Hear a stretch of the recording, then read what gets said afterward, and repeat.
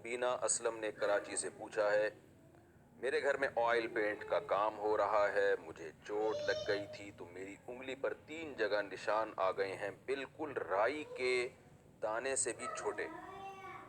اب مجھے یہ سمجھ میں نہیں آیا کہ یہ آئل پینٹ لگ گیا ہے یا چوٹ لگنے سے خون کا نشان آ گیا ہے۔ میں نے اس کو بہت زیادہ صاف کرنے کی کوشش کی، پیٹرول وغیرہ مختلف چیزیں استعمال کیں، لیکن وہ صاف نہیں ہوا۔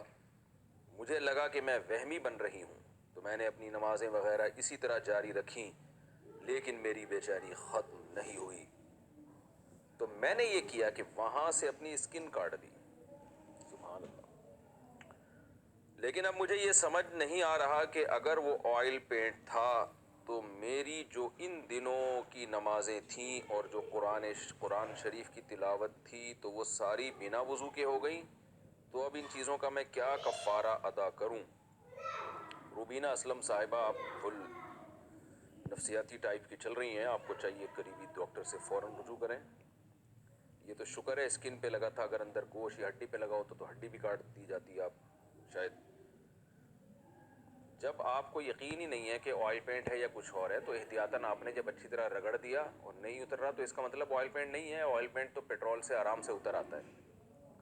ویسے مسئلہ یہ ہے کہ اگر آئل پینٹ لگ جائے یا ایلفی لگ جائے، یعنی کوئی ایسی چیز جس میں پانی نہ جاتا ہو، ڈسٹمپر میں تو پانی چلا جاتا ہے، اندر مٹی لگی ہو اس میں پانی چلا جاتا ہے، آئل پینٹ میں پانی نہیں جاتا، اس طرح ایلفی جو ہے اس میں پانی نہیں جاتا، تو جب تک اس کو اتاریں گے نہیں نماز نہیں ہوگی۔ لیکن اتارنے کے لیے کھال ادھیڑنا ضروری نہیں ہے، آپ تھنر سے، پیٹرول سے، ایسی کسی چیز سے رگڑیں، وہ آسانی سے اتر جاتا ہے۔ آپ نے اچھی طرح رگڑ دیا، اب پھر بھی آپ کو یہ وہم ہو رہا ہے نا کہ پتہ نہیں اترا، تو یہ وہم ہے، ایک دفعہ اچھی طرح رگڑ دیا بس کافی ہے۔ بار بار حاملہ ہونے کی وجہ سے خاتون خاصی کمزور ہو جاتی ہے، اس لیے ضروری ہے کہ بچوں کی پیدائش میں کم سے کم 3 سال کا وقفہ رکھیں۔ محکمہ بہبود آبادی کے ڈاکٹرز، فیملی ویلفیئر ورکرز اور فیملی ویلفیئر اسسٹنٹ کی مشاورت سے مفت سہولیات سے فائدہ اٹھائیں تاکہ ماں صحت مند ہو، دوران حمل کوئی پیچیدگی نہ آئے اور بچوں کی نشو و نما میں کوئی رکاوٹ نہ آئے۔ توازن برقرار، زندگی باوقار۔ محکمہ بہبود آبادی، حکومت خیبر پختونخوا۔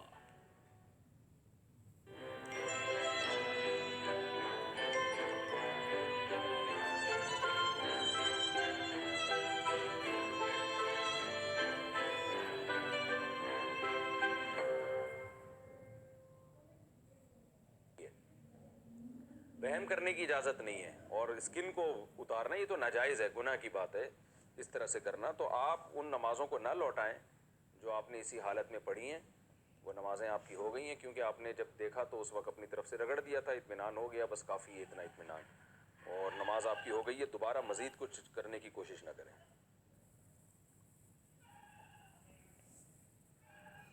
کیا انسان میں خنزیر کا گردہ لگا سکتے ہیں؟ امریکہ میں خنزیر کا گردہ انسان کو لگانے کا کامیاب تجربہ کیا گیا ہے۔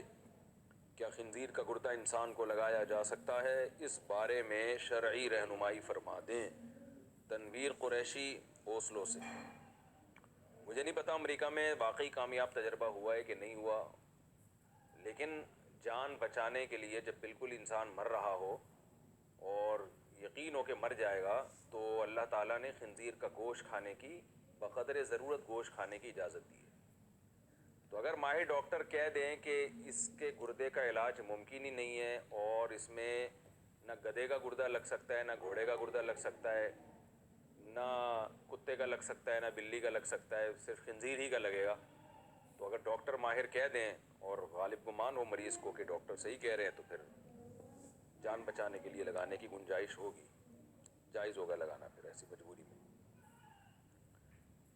پراپرٹی خرید کر اسی قیمت مع زائد نفع کے واپس بیچنا، یعنی پراپرٹی خریدی اور اسی قیمت پہ نفع رکھ کے واپس اسی بندے کو بیچ دینا، یہ پوچھنا چاہ رہے ہیں محمد بلال، سعودی عرب سے۔ اسلام آباد میں مختلف جگہوں پر پلازے بن رہے ہیں، اس میں اگر آپ کوئی دکان لیتے ہیں اور پوری قیمت یکمشت ادا کر دیتے ہیں تو وہ اس کا ماہانہ کرایہ بھی دیتے ہیں، اور یہ آپشن بھی دیتے ہیں کہ 1 سال بعد اگر دکان دوبارہ انہی کو بیچنا چاہیں تو جو قیمت آپ نے ادا کی تھی وہ اور اس کے ساتھ 18% تک پراپرٹی کی قیمت بڑھنے سے جو منافع ہوا ہے وہ آپ کو واپس کریں گے. کیا اس طرح کی انویسٹمنٹ کرنا شرعاً حلال ہے یا نہیں؟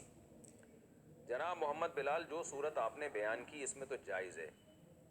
یہ ایک صورت میں ناجائز ہے کہ آپ نے کوئی چیز خریدی، جس بندے سے خریدی ابھی اس کو پیمنٹ کی نہیں ہے اور پروفٹ رکھ کے اسی کو واپس بیچ دی. یہ صورت ناجائز ہے. اس کو کہتے ہیں شراء ما باع باقل مما باع قبل نقد الثمن. یعنی باقل کا مطلب کم قیمت پہ بیچ دی اس کو. یعنی آپ نے کسی زید سے بکر نے پراپرٹی خریدی اور مثال کے طور پر 1,00,000 روپے کی خریدی اور یہ کہا کہ میں پیمنٹ بعد میں دوں گا تمہیں، اور پھر اسی کو واپس 80,000 پہ بیچ دی. تو صرف یہ ایک صورت اس میں ناجائز ہے، باقی صورتیں جو آپ نے بیان کی ہیں وہ جائز ہیں. ہاں یہ ضرور ہے کہ دکان جب آپ نے خریدی تھی تو پروفٹ اس صورت میں جائز ہوگا کہ اس دکان پر آپ کا قبضہ ہو چکا ہو. تو کرایہ آپ کو ملنا شروع ہو جائے تو یہ بھی اس کی علامت ہے کہ آپ کا قبضہ ہو چکا ہے، پھر آپ واپس انہی کو بیچ سکتے ہیں پروفٹ رکھ کے. لیکن یہ دونوں خرید و فروخت ایک دوسرے کے ساتھ مشروط نہیں ہونی چاہیے. یعنی آپ کے پاس یہ آپشن ہو کہ بیچنا چاہیں تو بیچ بھی سکتے ہیں، نہیں بیچنا چاہیں تو نہیں بھی بیچ سکتے. جیسے کہ ایسے ہی معلوم ہوتا ہے کہ یہ کوئی لازمی نہیں ہوتا، تو یہ جائز ہے، اس میں کوئی گناہ انشاءاللہ نہیں ہے. وعد کو ادا کرنے کا صحیح طریقہ